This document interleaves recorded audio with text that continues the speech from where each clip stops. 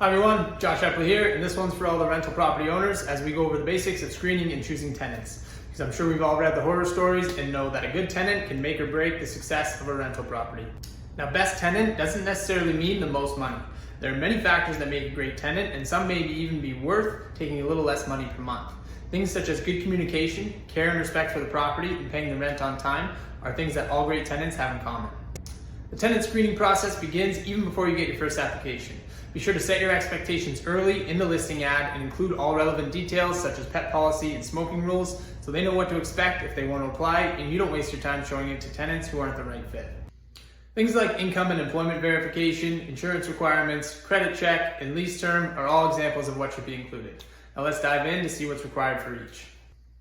It's important to verify their employment and income to make sure that they have steady employment and consistent income coming in and that it's enough to cover the rent, the utilities, and the unexpected costs, groceries, etc., etc.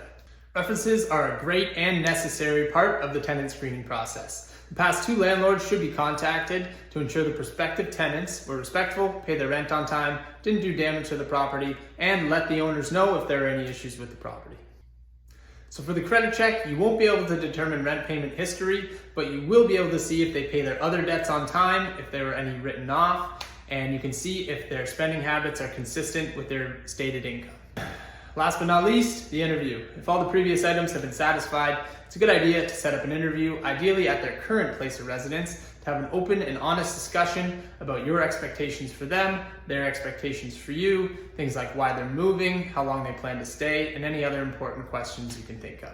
That way you establish a good relationship and you can see if they are the right fit for you and you are the right fit for them. Thanks for watching. If you have any other tips on screening tenants, please leave them in the comments. And as always, stay informed, my friends.